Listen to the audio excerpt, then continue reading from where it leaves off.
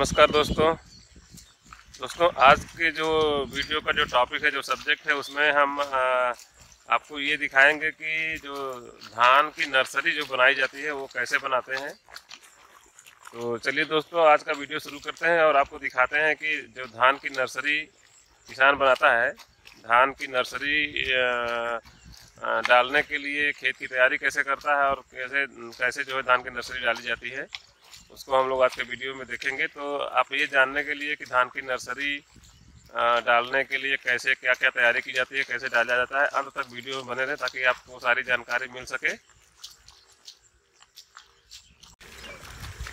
तो दोस्तों, जैसा कि हम सभी जानते हैं कि कोई भी किसान कोई भी फसल बोने से पहले जो है खेत की तैयारी करता है, उसी तरह से अगर धान की नर्सरी डालनी है तो उसके लिए भी खेत को बहुत अच्छे तरीके से तैयार करना पड़ता है। क्योंकि अगर खेत अच्छे से तैयार नहीं है तो जो धान का पौधा जो निकलता है बहुत ही सॉफ्ट होता है, तो उसके जो है धान हो सकता है कि अच्छे से न जमे और जमने के बाद वो सूख जाए, गल जाए, सड़ जाए, इसका बहुत संभावना अधिक रहता है। इसलिए खेत की तैयारी बहुत अच्छे से करनी पड़ती है। तो हम आपको दिखाते हैं, ये जो खेत आप देख पा रहे हैं, ये जो क्यारी है, ये धान की नर्सरी डालने के लिए तैयार किया जा रहा है। सबसे पहले इसको खेत की जुताई की गई है। जुताई करने के बाद इसमें जो है इसका क्यारी बना लिया गया है। जितने एरिया में जो है धान का नर्सरी हम डालेंगे, और उसके बाद घास फूस जो है निकालना बहुत ज़रूरी होता है खेत में से, खेत की क्यारी में से, जहाँ पे धान की नर्सरी डालनी है। नहीं तो अगर घास फूस अधिक है तो वो धान की नर्सरी को अच्छे से तैयार होने में बहुत ही नुकसान करता है, अच्छे से धान की नर्सरी को तैयार होना नहीं देता है। तो आप देख पा रहे हैं, ये जो पहले हमने क्यारी बनाई, क्यारी में हमने पानी डाल दिया, क्योंकि बिना पानी के धान की नर्सरी को तैयार नहीं कर सकते हैं। पानी बहुत ही ज़रूरी होता है धान की नर्सरी के लिए, और इसीलिए खेत को तैयार करने के बाद, जुताई करने के बाद, क्यारी बनाने के बाद उसमें पानी डाल देते हैं। और आप देख पा रहे होंगे कि घास निकालने के लिए हम जो है क्या करते हैं, उसको खेत की गुड़ाई कर लेते हैं जहाँ जहाँ घास नहीं निकला हुआ है, और उसके बाद उसको एक एक घास बीन के हम निकाल देते हैं। इसको कहते हैं कि गुड़ाई करना, गुड़ाई और निराई। और जब गुड़ाई निराई हम कर लेते हैं तो उसके बाद जो है खेत में पानी रहता ही है, और उसके बाद हम पाटा चला देते हैं, हाथ से पाटा चला देते हैं। या बड़ा खेत रहता है तो पहले तो बैलों से पाटा चलाया जाता था, लेकिन आजकल बैल किसान नहीं रखता है खेती, क्योंकि खेत की जुताई करने के लिए आजकल और भी आधुनिक तरीकों का इस्तेमाल होता है। जैसे ट्रैक्टर से हम खेत की जुताई कर लेते हैं।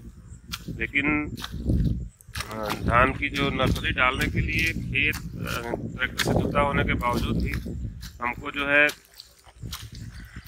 फरसी या फावड़े का सहारा लेना पड़ता है, क्योंकि कहीं कहीं पे अगर मिट्टी भुरभुरी नहीं है, ट्रैक्टर से अच्छी जुताई नहीं हो पाई है, तो वहाँ पे हम फावड़े के सहारे से जो है उसको मोड़ देते हैं। दोस्तों, जब हम घास फूस अच्छे से निकाल लेते हैं खेत में से, तो खेत में क्योंकि जुताई हुई रहती है, तो जो मिट्टी होती है खेत की वो समतल नहीं होती है। कहीं पे मिट्टी ऊंचा होता है, कहीं पे जो है गड्ढा अधिक होता है, तो उसको हम समतल करने के लिए पाटा चलाते हैं। और आप ये देख रहे हैं, ये हाथ से हम लोग पाटा चला रहे हैं। तो इससे क्या होता है कि जो मिट्टी जो ऊंची होती है वो गड्ढों में दब जाती है, मतलब जहाँ पे गड्ढा होता है वहाँ पे वो जो ऊंची मिट्टी होती है वो गड्ढे में चली जाती है, और खेत जो है वो समतल हो जाता है। आप देख पा रहे होंगे, ये हाथ से ही चला रहे हैं। पहले हम लोग बैल से या ट्रैक्टर से, जब बड़े खेत होते हैं तो बैल या ट्रैक्टर से पाटा चलाते हैं। लेकिन क्योंकि धान की नर्सरी छोटे एरिया में डाली जाती है तो उसमें ट्रैक्टर नहीं चल सकता है, इसलिए जो है हाथ से ही हम पाटा चला लेते हैं। आप देख पा रहे होंगे कि जिधर जिधर हम पाटा चला दे रहे हैं वहाँ पे जो ज़मीन है वो समतल हो जा रही है।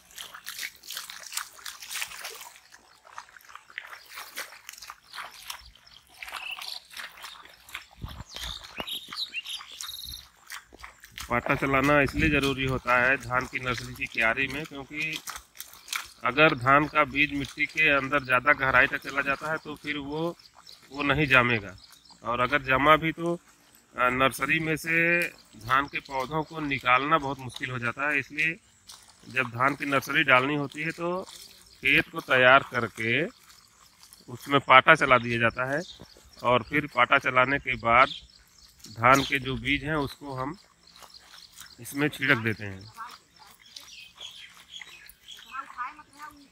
अब देख पा रहे होंगे, अब जिधर जिधर पाटा चल गया है वो वहाँ पे मिट्टी समतल हो गई है और पानी जो है सारे एरिया में बराबर फैल गया है। कहीं पे अगर ऊंचा रहता है तो वहाँ से हमको मिट्टी को हटाना पड़ता है, बराबर करना पड़ता है, समतल करना पड़ता है, ताकि जो है हर जगह प्लेन हो जाए। और उसके बाद जो है हम जो धान का बीज होता है उसको हम इसमें आगे छिड़केंगे, आपको दिखाएंगे।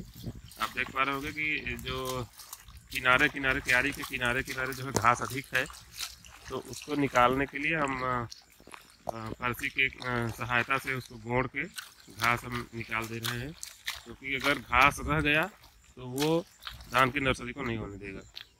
इसलिए खेत में से जो घास फूस है उसको निकालना बहुत ज़रूरी है। आप देख पा रहे होंगे कि बहुत सारी घासें थी, तो उसको जो है इस तरह से फावड़े के सहारे से हम गोंड़ के जो है कर खोद के उसको निकाल दे रहे हैं। दोस्तों अब देख पा रहे हैं कि धान की नर्सरी डालने के लिए क्यारी हमारी लगभग तैयार हो गई। अब देख पा रहे हैं कि ये हमने मेड़ बना के इसमें पानी डाल दिया है।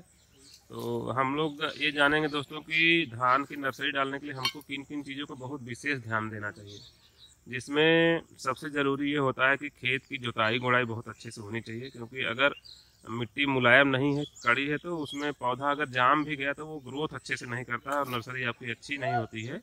तो सबसे पहले हमें ध्यान रखना चाहिए कि सूखे में कम से कम 3-4 बार जो है गुड़ाई कर देनी चाहिए। उसके बाद जब हम क्यारी बना लेते हैं, क्यारी बना के हमको उसमें पानी डालना पड़ता है, क्योंकि बिना पानी के हम धान की नर्सरी नहीं डाल सकते। अब पानी डालने के बाद हमको क्या करना चाहिए कि बहुत ज़रूरी होता है कि पानी में एक बार जो है गुड़ाई कर देनी चाहिए। अगर पानी में आप एक बार गुड़ाई कर देते हैं तो मिट्टी की जो पानी रखने की जो क्षमता होती है वो बढ़ जाती है, यानी कि जल्दी जल्दी खेत सूखेगा नहीं आपका।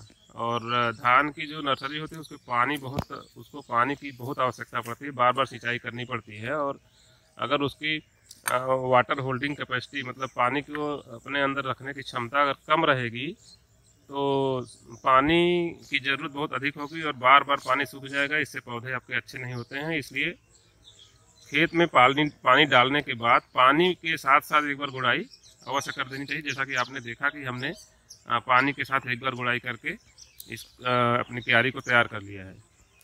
और जो खाद अगर आपको डालना है, चाहे देसी खाद डालना है या रासायनिक खाद डालना है, तो मुख्य रूप से हम लोग देसी खाद और DAP का उपयोग करते हैं। तो जब आप पानी में गुड़ाई करते हैं तो उसके पहले ही आपको जो भी खाद डालना है उसको डाल दें। जितना भी DAP डालना है, कुछ थोड़ा बहुत यूरिया डालना है और देसी खाद डालना है, उसको आप जो है गुड़ाई करने से पहले ही डाल दें, क्योंकि जब आप गुड़ाई करते हैं तो खाद जो है मिट्टी में अच्छे तरीके से मिल जाता है। और उसके बाद जब आप पौधा जब तैयार होगा तो हर पौधे को बराबर जो है खाद मिल पाती है।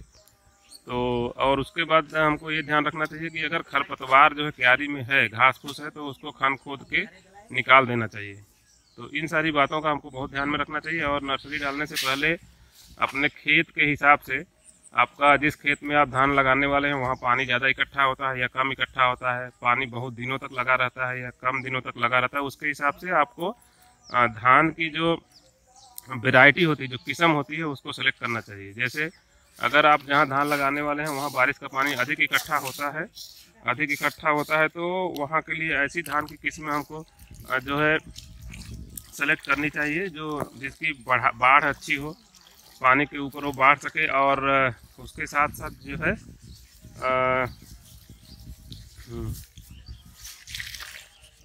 ऐसी फसल हमको सेलेक्ट करना चाहिए, ऐसा किस्म हमको सेलेक्ट करना चाहिए जो अधिक समय लेता है पैदा होने के लिए, क्योंकि वहाँ पे पानी बहुत दिनों तक इकट्ठा रहता है और पहले अगर धान पक गया तो पानी में ही सड़ जाएगा।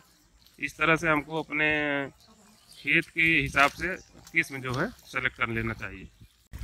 और दोस्तों, अगर आपका खेत कुछ इस तरह से है जहाँ पे पानी नहीं लगता है, मतलब पानी हमेशा सूखा रहता है खेत में, बारिश का पानी इकट्ठा नहीं होता है। तो वहाँ के लिए आपको ऐसी धान की फसल इकट्ठी सेलेक्ट करनी चाहिए, धान की किस्म चुननी चाहिए जो कम समय में तैयार हो जाए। और आजकल हर तरीके की किस्म बाज़ार में उपलब्ध है, अपने खेत के हिसाब से आपको जो है अपनी किस्म जो है धान की किस्म सेलेक्ट करनी चाहिए, ताकि जो है बाद में आपको परेशानी ना हो, आपकी उपज अच्छी हो और आपकी मेहनत बर्बाद ना हो, और आपकी फसल जो है अच्छे से तैयार होकर आपके घर में आ जाए। दोस्तों आप देख पा रहे हैं कि ये अभी जो है क्यारी तैयार है। उसके बाद जो है अब हम इसमें ये आप देख पा रहे हैं हमने DAP के छिड़काव हम कर रहे हैं खेत में, क्योंकि बिना DAP का अगर आप धान की नर्सरी डालते हैं तो नर्सरी में ग्रोथ उतनी अच्छे से नहीं होती है, नर्सरी आपका उतना मजबूत नहीं होता है। अब नर्सरी मजबूत नहीं होता है तो अगर जब उसको खेत में आप लगाते हैं तब वो भी गड़बड़ हो जाता है। इसलिए जो भी आपको खाद डालना है वो नर्सरी में पहले से ही डाल देना चाहिए। आप देख पा रहे हैं ये जो छिड़काव हो रहा है ये DAP का छिड़काव हमने पूरे क्यारी में कर दिया। तो दोस्तों आपने देखा कि हमने खेत में जो है अपनी खाद जो है डाल दी है। अब क्योंकि खाद अभी ऊपर ऊपर ही है और उसकी गुड़ाई अगर हम नहीं करेंगे तो खाद ऊपर ही रह जाएगी, और अगर खाद ऊपर ही रह जाएगी तो वो जब हवा या प्रकाश सूरज का प्रकाश खाद के ऊपर पड़ेगा तो वो उड़ जाता है और आपका खाद जो है वो पौधों को नहीं मिल पाता है। इसलिए खाद की छिटाई करने के बाद हम इस तरह से पानी में एक बार जो है फरसी या फावड़े की सहायता से पूरे खेत को जो है हम उसकी गुड़ाई कर देते हैं। गुड़ाई करने से जैसा मैंने आपको बताया कि खाद जो है मिट्टी के अंदर अच्छे से मिल जाता है। तो दोस्तों आपने देखा कि हमने क्यारी तैयार कर ली है और उसमें हमने खाद भी डाल दिया। खाद डालने के बाद हमने पानी में एक बार और गुड़ाई कर दी है, जिससे खाद जो है मिट्टी में अच्छे से मिल जाएगा। और पानी में गुड़ाई करने का एक बहुत बड़ा फ़ायदा ये होता है कि जो मिट्टी की वाटर होल्डिंग कैपेसिटी होती है, पानी को अपने अंदर इकट्ठा करके रखने की जो क्षमता होती है वो बढ़ जाती है। तो बाद में जो है जल्दी मिट्टी सूखता नहीं है और हमारे धान के पौधों को पानी जो है अधिक समय तक मिल पाता है। और अब देखिए दोस्तों एक बार फिर से हम जो है, क्योंकि हमने खेत की गुड़ाई की है तो मिट्टी जो है कहीं पे ऊंचा हो गया है, कहीं पे नीचा हो गया है, उसको समतल करने के लिए हम एक बार फिर से जो है पाटा चला रहे हैं। अभी पाटा चलाने से क्या होगा कि जहाँ भी आप देख रहे हैं कि मिट्टी देखिए कहीं कहीं उठी हुई है तो वो सब बैठ जाएगी, समतल हो जाएगा। और उसके बाद हम जो है अपने धान का जो बीज है उसको इसमें हम डालेंगे, छींटेंगे। तो दोस्तों अपने धान की नर्सरी के लिए हम बीज जो है वो खरीद के लाए हैं। आपको दिखाते हैं कि कौन कौन सी वैरायटी हमने सेलेक्ट की है। एक वैरायटी ये है, देखिए ये है दामिनी, और जो दूसरी वैरायटी है वो हम आपको दिखाते हैं, वो ये है। ये हमने दूसरी वैरायटी की धान का बीज लाए हैं। अब ये पूरे पैकेट में नहीं, क्योंकि हमको थोड़े से ही बीज की आवश्यकता थी, इसलिए हम पूरा पैकेट नहीं लिए हैं। ये कौन सा है? गंगा कावेरी। ये गंगा कावेरी है। तो हमारे पास दो किस्म है दोस्तों इस समय, दामिनी और गंगा कावेरी।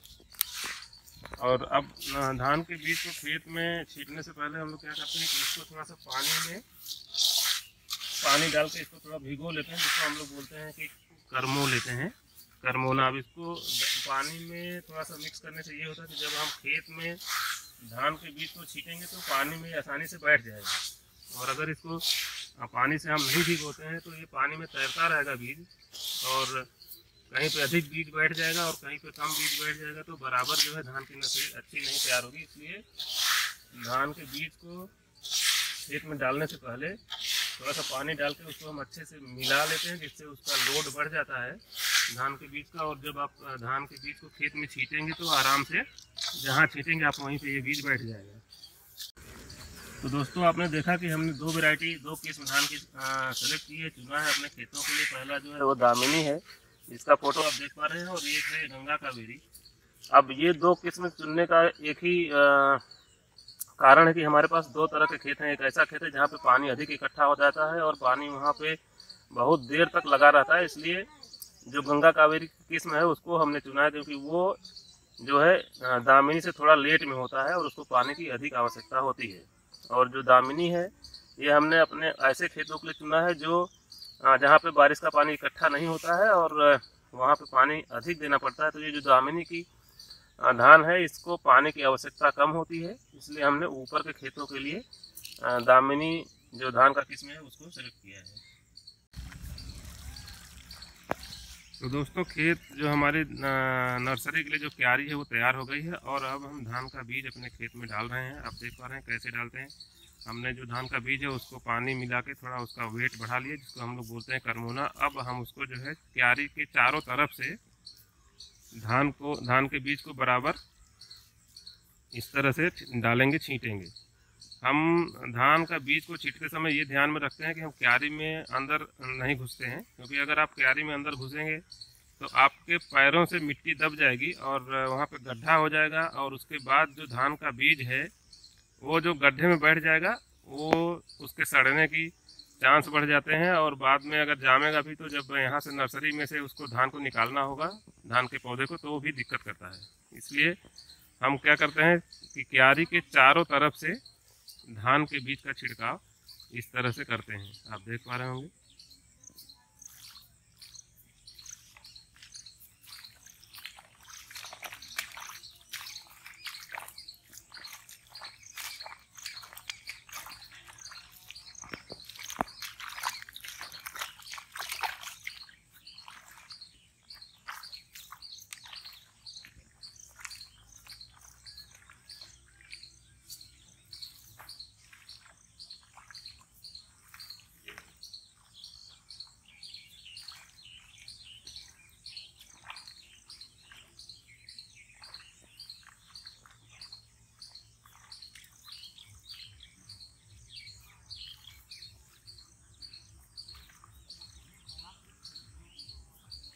जब हम धान के बीज को क्यारी में छींटते हैं, डालते हैं, तो हमको ये ध्यान में रखना होता है कि धान का जो बीज है वो हर एरिया में चारों तरफ बराबर पड़ना चाहिए। ऐसा नहीं होना चाहिए कि कहीं पे बीज अधिक होगा, कहीं पे कम।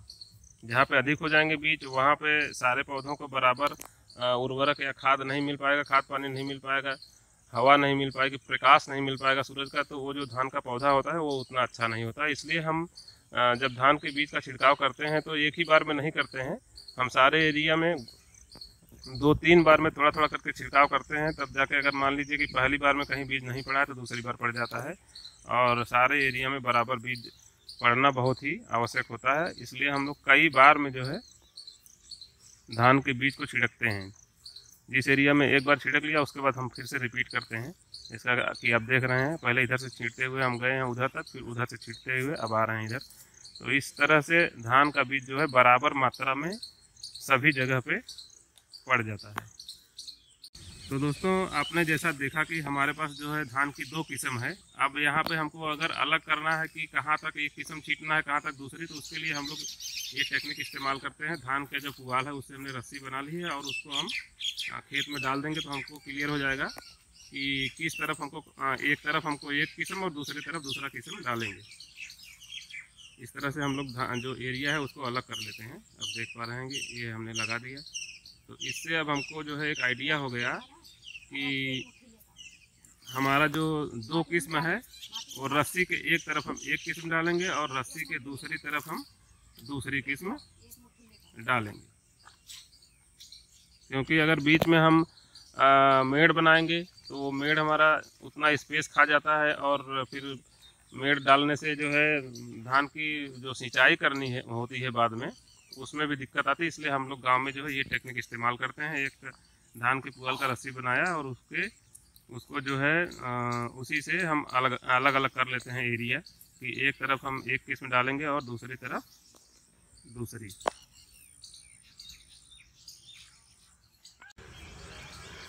तो दोस्तों आपने देखा और जाना कि हम धान की जो नर्सरी होती है उसको हम लोग कैसे जो है डालते हैं, उसकी तैयारी कैसे करते हैं, उसकी तैयारी करने में हम किन किन चीज़ों का ध्यान रखते हैं। आपने सारी जानकारी जो है वीडियो में देखी। तो दोस्तों अगर ये जानकारी जो है सभी तक पहुँचे, ज़्यादा से ज़्यादा लोगों तक पहुँचे तो ज़्यादा अच्छा रहता है। तो दोस्तों अधिक से अधिक चैनल को शेयर करें, चैनल को सब्सक्राइब करें, वीडियो को शेयर करें, लाइक करें, बेल आइकन को प्रेस करें ताकि जो भी हमारे नए वीडियो होते हैं वो सबसे पहले आप तक पहुँचे। और अधिक से अधिक शेयर करें वीडियो को ताकि ये जानकारी लोगों तक पहुँच सके, आपके दोस्त या रिश्तेदार में, ताकि इस जानकारी का फ़ायदा सब उठा सकें। क्योंकि धान एक ऐसी फसल है जो सब कोई जो है इस्तेमाल करते हैं। हर किसी के जीवन में धान की फसल का बहुत ही बड़ा उपयोग है। और धान की फसल तभी अच्छी होती है दोस्तों जब नर्सरी अच्छी होती है। और आपने डिटेल में आज के वीडियो में जाना कि धान की नर्सरी को डालने के लिए हमको किन किन बातों का ध्यान में रखना चाहिए और कैसे डालना चाहिए। तो दोस्तों आज का वीडियो यहीं पे समाप्त होता है और आशा करता हूँ कि हमारा प्रयास आपको ज़रूर पसंद आया होगा। हम आपसे मिलेंगे आपने अगले वीडियो में, तब तक के लिए बहुत बहुत धन्यवाद।